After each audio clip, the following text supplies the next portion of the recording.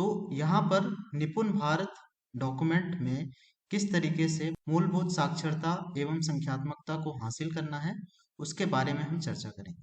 तो इसका टैगलाइन है कि निपुण भारत का सपना, सब बच्चे समझे भाषा और गणना।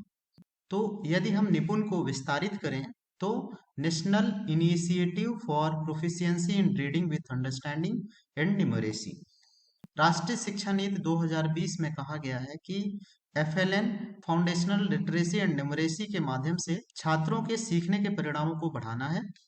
प्रारंभिक शिक्षा के महत्व को पहचानते हुए राष्ट्रीय शिक्षा नीति 2020 में कहा गया है कि हमारी सर्वोच्च प्राथमिकता 2026-27 तक प्राथमिक विद्यालय और उसके बाद सार्वभौमिक मूलभूत साक्षरता और संख्यात्मकता एफएलएन हासिल करना होना चाहिए, जिसमें बुनियादी स्तर पर पढ़ना, लिखना और अंकगणित आते हैं।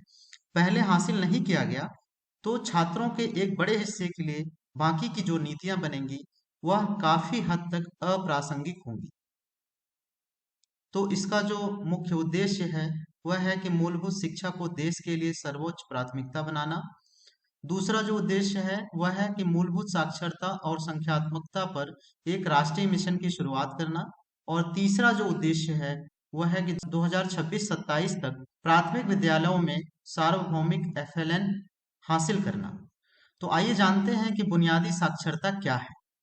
भाषा के वे बुनियादी कौशल जो बच्चों के सीखने की आधारशिला तैयार करते हैं, इसमें शामिल है समझ के साथ सुनना और प्रतिक्रिया देना। दूसरा जो है वह है स्वयं को मौखिक रूप से अभिव्यक्त करना।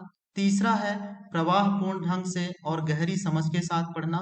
और चौथा है कि किसी विषय पर 3-4 वाक्यों में अपने शब्दों में लिखना। बुनियादी साक्षरता में तर्क सहित चिंतन एक महत्वपूर्ण आधार माना गया है। बुनियादी संख्या ज्ञान क्या है? गणित से जुड़े जो बुनियादी कौशल हैं उसमें मुख्य रूप से संख्याओं व गणितीय संख्याओं की समझ बनाना व उनसे संबंधित व्यवहारिक सवालों को हल कर पाना है। गणितीय अवधारणाओं जैसे आकृति, पैटर्न, आंकड़ों का उपयोग, माप आदि को समझना एवं इससे संबंधित सरल सवालों को हल करना। साथ ही साथ गणितीय सोच व कौशल जिसमें तर्क करना, सामान्यीकरण करना, समस्या समाधान, सन्निकटन, अनुमान लगाना, गणितीय संप्रेषण आदि का विकास कर पाना है। और दैनिक जीवन में तार्किक चिंतन, गणितीय अवधारणाओं व कौशलों का प्रयोग करना। तो ये गणित से जुड़े बुनियादी कौशल हैं जो बुनियादी संख्या ज्ञान के अंतर्गत आते हैं। बुनियादी शिक्षा के लिए सीखने के परिणामों को 3 विकासात्मक लक्ष्यों में विभाजित किया गया है, जिसमें जो पहला लक्ष्य है वह है हेल्थ एंड वेलबींग, जिसमें बच्चे अच्छा स्वास्थ्य और स्वच्छता बनाए रखें। दूसरा जो विकासात्मक लक्ष्य है वह है इफेक्टिव कम्युनिकेटर बनाना, बच्चों का संप्रेषण प्रभावी हो। और तीसरा जो है वो इमीडिएट लर्निंग एनवायरनमेंट से कनेक्ट हो, मतलब बच्चे काम से जुड़े रहने वाले शिक्षार्थी बने और अपने निकटतम परिवेश से जुड़े रहें। प्रत्येक लक्ष्य की प्रमुख दक्षताओं की भी पहचान की गई है। विकासात्मक लक्ष्यों को ईसीसीई के 3 साल और उसके बाद 3 साल की स्कूली शिक्षा के अनुरूप कुल 6 स्तरों में विभाजित किया गया है। आसान पहचान और संदर्भ के लिए प्रत्येक सीखने का जो परिणाम है उसके लिए एक संख्या या कोड दिया गया है। यह समझना महत्वपूर्ण है कि ये संख्याएं किसी क्रम में नहीं है, बल्कि ये अनुभव एक साथ एकीकृत तरीके से प्रदान किए जा सकते हैं। मूलभूत भाषा एवं साक्षरता के अंतर्गत मौखिक भाषा का विकास करना, पठन बोध, चित्रकारी की अवधारणा, लेखन, स्मरण शक्ति, ध्वनि बोध, डिकोडिंग, निर्बाध पठन और पठन के प्रति झुकाव की आदत को विकसित करना है। मूलभूत संख्यात्मकता और गणितीय कौशल के अंतर्गत प्रारंभिक गिनती अवधारणा, संख्या एवं संख्या संबंधित गणितीय कार्य, आकार और स्थानिक समझ, मापन, डाटा का रखरखाव, पैटर्न और गणितीय संप्रेषण विकसित करना है। यहाँ पर मिशन के सीखने के लक्ष्य जो बाल वाटिका और कक्षा 1 के लिए है, इसको देखने के लिए आप वीडियो को थोड़ी समय रोक सकते हैं और यहाँ पर जो मिशन के लक्ष्य दिए गए हैं इसको पढ़ सकते हैं। इसी प्रकार से यहाँ पर कक्षा 2 और कक्षा 3 के लिए जो मिशन के सीखने के लक्ष्य हैं वो यहाँ पर दिए गए हैं। यदि इसे हम समराइज करें तो कक्षा 1 के लिए जो दक्षताएं हैं वह है कि आयु के अनुसार अज्ञात पाठ में से कम 4-5 सरल शब्दों से युक्त छोटे वाक्य पढ़ते हैं। 99 तक की संख्याओं को पढ़ते और लिखते हैं। सरल जोड़ और घटाव करते हैं। इसी प्रकार कक्षा 2 के लिए प्रति मिनट 45 से 60 शब्द अर्थ सहित पढ़ते हैं।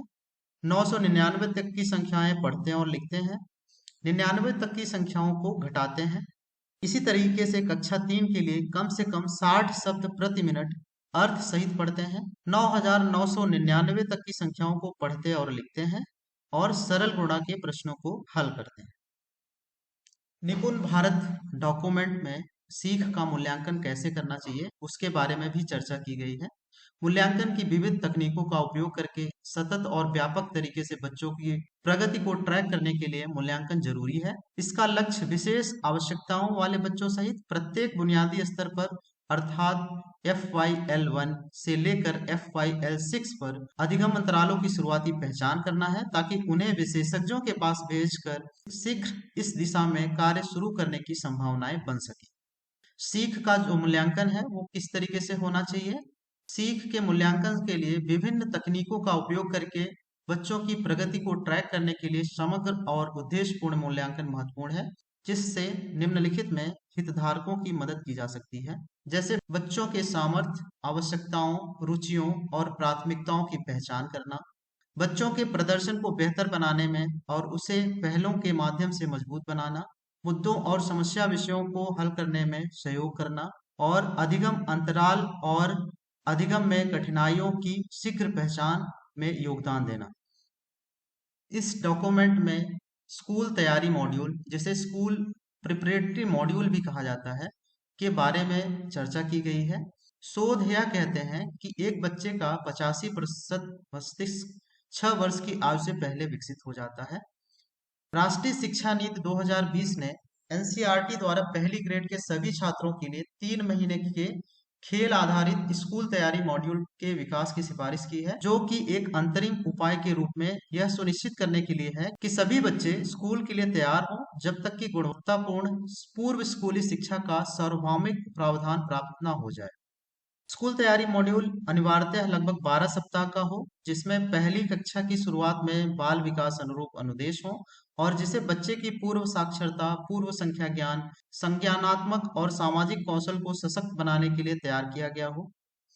यह उम्मीद की जाती है कि इस मॉड्यूल में अक्षरों, ध्वनियों, शब्दों, रंगों, आकृतियों और संख्याओं के बारे में सीखने संबंधित गतिविधियां और कार्य पुस्तिकाएं शामिल होंगी और साथियों और माता-पिता का सहयोग भी इसमें सम्मिलित होगा। उसके बाद NCERT ने 3 महीने का खेल आधारित स्कूल तैयारी मॉड्यूल विकसित किया है, जिसे राज्यों और संघ राज्य क्षेत्रों द्वारा उनकी आवश्यकता अनुसार अपनाया जा सकता है। इस डॉक्यूमेंट में जो भी बातें कही गई हैं उसका कार्यान्वयन तंत्र कैसा होगा, उसके लिए प्रशासनिक दृष्टिकोण से मिशन के लिए राष्ट्रीय, राज्य, जिला, ब्लॉक, स्कूल स्तर पर 5 स्तरीय कार्यान्वयन तंत्र स्थापित किया जाएगा, जिसमें राष्ट्रीय मिशन, राज्य मिशन, जिला स्तरीय मिशन, ब्लॉक और क्लस्टर स्तरीय मिशन और उसके बाद विद्यालय प्रबंधन समिति एवं सामुदायिक भागीदारी सुनिश्चित करना है। FLN मिशन का प्रभाव क्या होगा? बच्चों को शीघ्र सीखने की गति प्राप्त करने में मदद मिलेगी, जिसका बाद के जीवन के परिणामों और रोजगार पर सकारात्मक प्रभाव पड़ सकता है।